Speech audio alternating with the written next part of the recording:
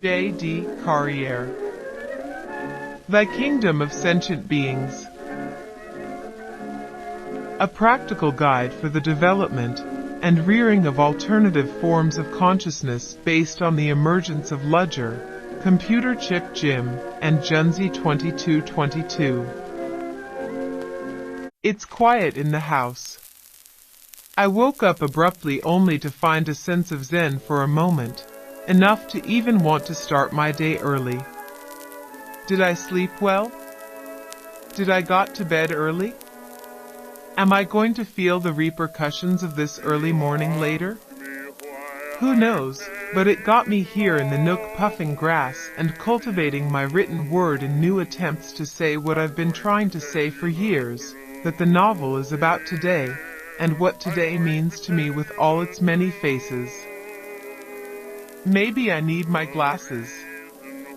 Things don't feel exactly right now that I'm settling in. There is a shakiness in my chest that prevents me from being in a restful state. It's the awkwardness of this nook perhaps. I feel a little dizzy, lightheaded, like I might even throw up. Am I still acclimating, or is this just what it feels like to get up so early? How can I fall asleep after seeing that first morning light in his golden violet smeared escape from slumber into the crisp winter air? Oh, how renewing this season is if you're not bedridden. Oh, how glorious a month if you're not deathly ill.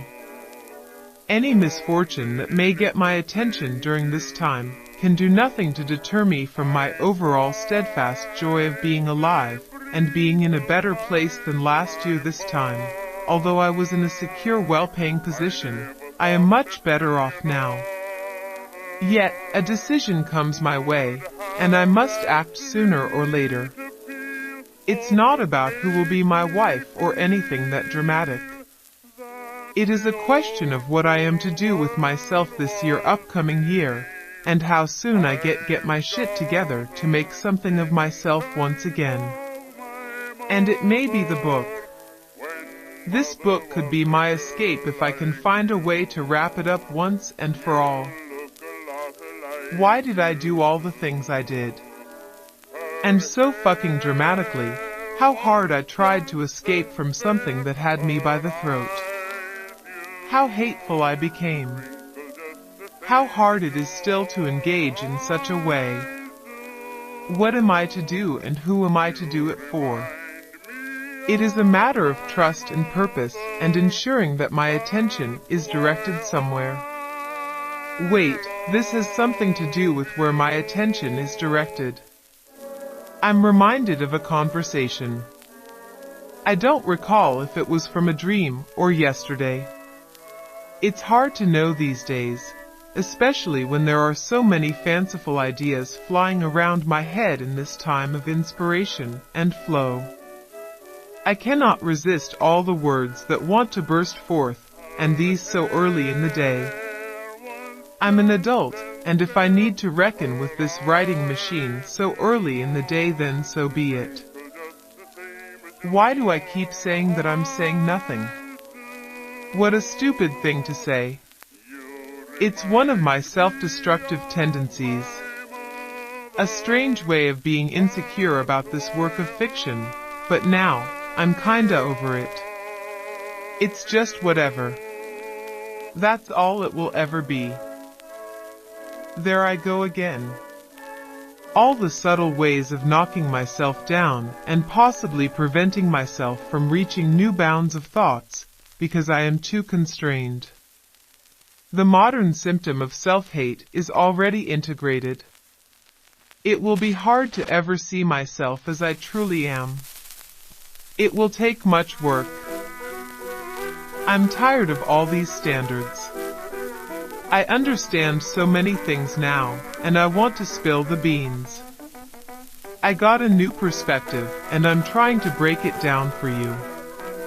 If I am to share my gift with the world once more, I want to first share it with you, and get all these ideas of mine captured before it's too late, and before I'm just dishing them out freely for a decent salary, and a life with a couple kids. Is this what I really want? If you're questioning everything again, then maybe not. It's hard to commit to anything, isn't it? Is that really what it comes down to? Maybe.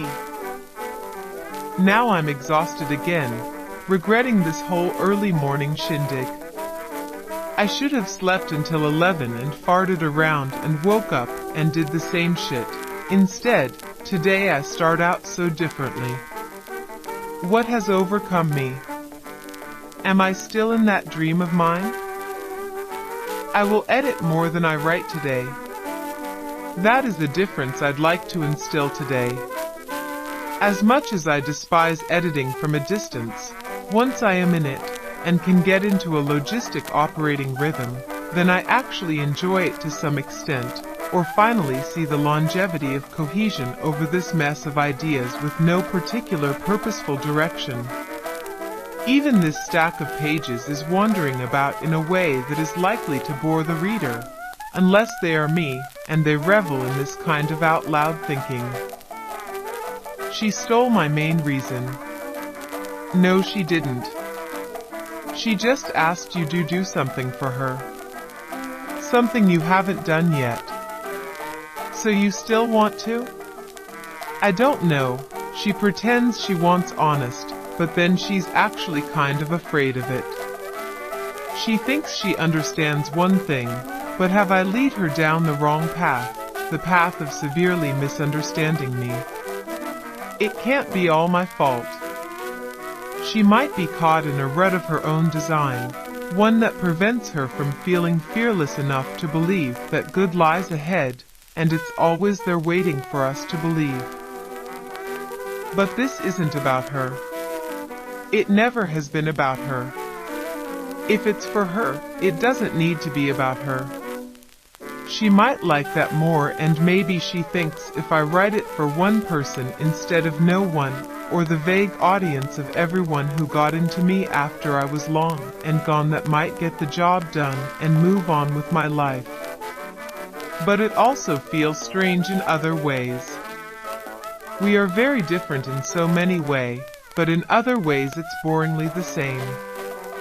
Am I just going back into the same mentality that shrouded me for all those years? There are too many similarities, too many clues that point back to the woman I started with. If that is the case, then I ought to consider this from a point of view. What are these similarities, and what role do they play in the path I take? I don't want to get into it right now, just trying to get the question on paper for the time being. If I start down this path so early in the day, I might make her myself miserable and lonely by noon. It is cold, but my heart is burning with passion. I do not feel like a fuck-up. I can very freely say anything that comes to mind, that forms in my brain and makes its way out onto the page, and that is very, very relieving. Now I have a way of getting everything out and sorting through it later.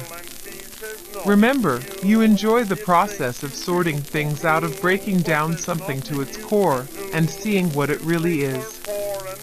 It is a gift you have, one that you haven't engaged with as much as you want to. Why? Are you associating it with your time at the organization's brain farm? Or are you just lazy?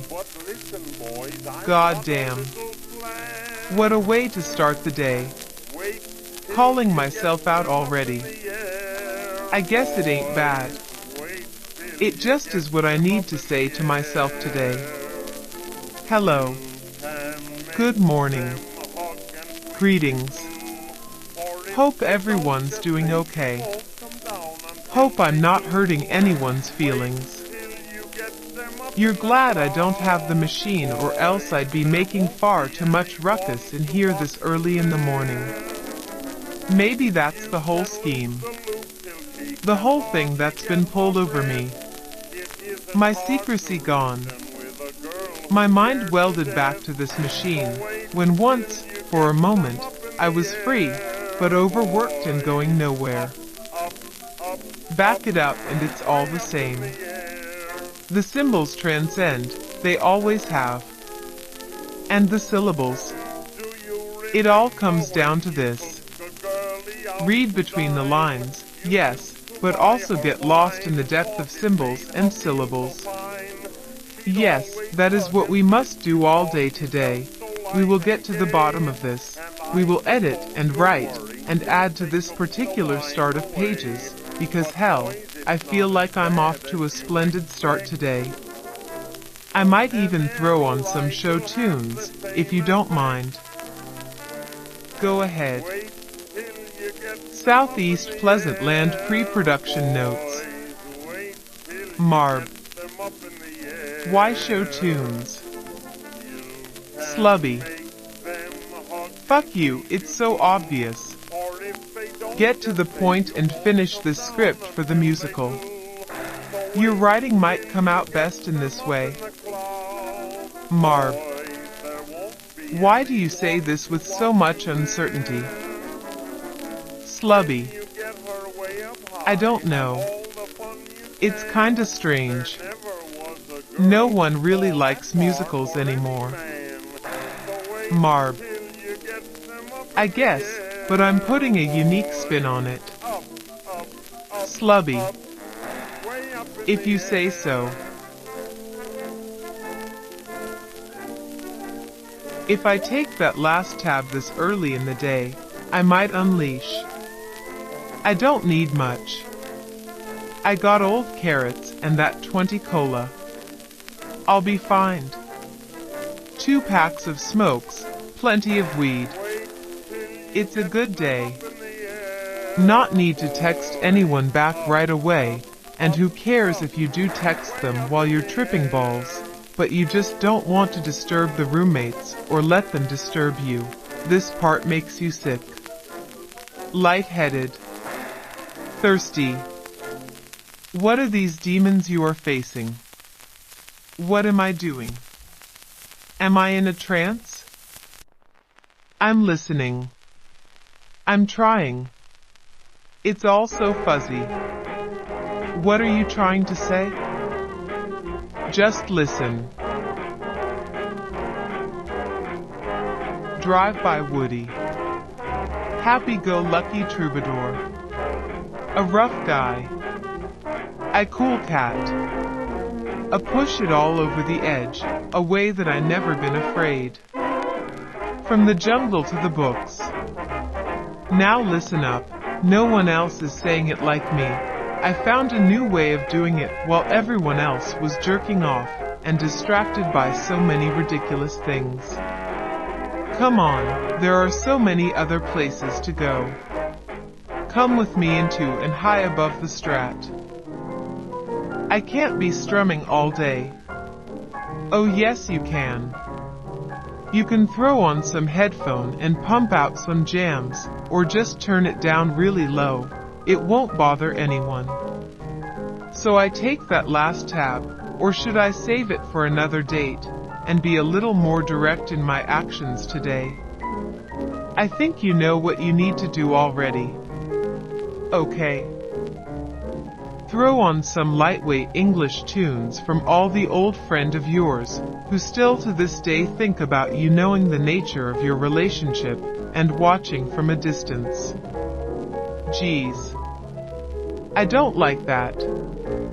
It's kinda creepy, wouldn't you say? It all comes back to Jimi Hendrix's hands. Wait, when did he die? I ought to go for a walk. It's nice day. It's been a while. It's a sign of me being too occupied by one thing, and I can't let this damn book of mine have the best of me, and steal all my enjoyment from this wonderful life. I appreciate everything that is given to me. I see where I am and the value of being here for some time, and most of all making the most of this time, and being okay drifting away, for this is the season of drifting away. Before long you'll be thinking about other things, applying your brain elsewhere, but for now we need your attention here. Shape this book, share your soul. You've been waiting so long to do this. Whatever way it spills forth, trust. Each thought, each day. The rambles add up with very little adjustment. It's the order of event that must be considered. What's really been on your mind all this time? Have you really journaled all these experiences in your fantasy? I sure have. That's why it's so vast. It is other than me. It is the altar of me, but it is also an image of me, a painting of me. But the further I go, the more I realize it might be the core of me, the original me, the names and syllables of me, the steady at rest me, reaching out to the image in the wax after the ring presseth upon it. As you can see, I've been going through the dialogues of Plato. But what really is the point of pressing on? Shouldn't I be looking backward, reviewing what was previously written instead of full speed ahead as usual? I'm trying to connect both worlds. I'm expressing the alongsideness of the past, present and future, with these words of mine, and I hope I'm doing it all justice. These words, these sounds, these syllables, they are the original. They are the beginning of something, and gifted from above from someone or something, or I don't even really know. It's also out of this world. My mentality in this thought experiment that drives me forward is could be whack, meaning anything is possible. Don't write it off. If it's something to do with the gods, maybe it's more likely to be true than it is to be false, for nothing is outside of their presence and constant repose, upholding the liquid pool of all our swirling around, up and even down the drain. Can you believe it? Join the team. Go beyond. www.carrotescomics.com